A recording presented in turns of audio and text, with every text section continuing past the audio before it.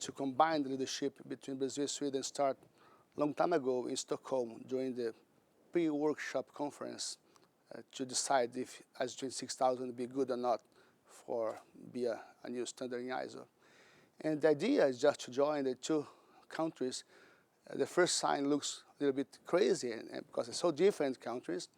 But if you look inside and deeply, you see that there's a lot of coincidence. For example, the Brazilian T-shirt for the Brazilian team is the same color of the Sweden.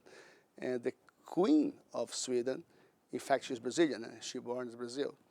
And the biggest industry of Sweden outside Sweden is in São Paulo, Brazil. So all these things together, it looks for us that to be a good combination. That's the starting. But in fact, the idea is to balance a very well-developed country with a very good tradition and social affairs, with a country that's trying to be developing and try to be better, more fair for the population. That's why you start the combination. That's the idea. To be honest, I mean, ISO makes possible the developing country participate in ISO 26000. It's funny because it's the first time ever that the number of developing countries is bigger than developing or digitalized countries in an ISO meeting. And it was a good experience for me, that particular live in the developing world, and for us also is happy to see that yes, together you can be strong, you can demonstrate, you can talk, you can contribute to a standard. It's maybe one of the biggest experience to integrate developing countries in ever.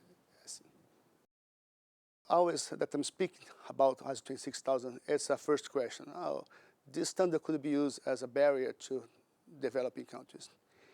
What I haven't seen, that's upside down. To be frankly to you, if you want to shop in here in Geneva and in ever in the developing world, if you want to buy something and that's a share or something like that, it's made in Brazil or made in a country in Central Europe, the first idea that you have, or this would maybe come from Amazonia. So the social responsibility is going to help us to say that it's a good product. It's very, in my opinion, it's very upside down, and it's contributes to demonstration that you are manufacturing, that you are providing service in a good way. In fact, in the end of the ISO 26000 journey, most of the developing countries are really the standard more than the industrialized countries. It's funny. It's completely different, in my opinion. ISO 26000 changed my life. To be frankly, I mean, I have a different view of the world now.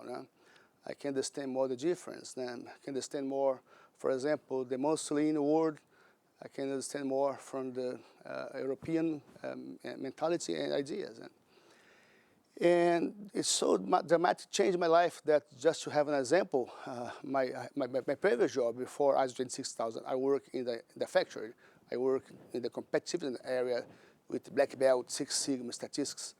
Right now, I'm director of international affairs. So it's more politics, it's more the things that have been done in ISO for trying to accommodate interests.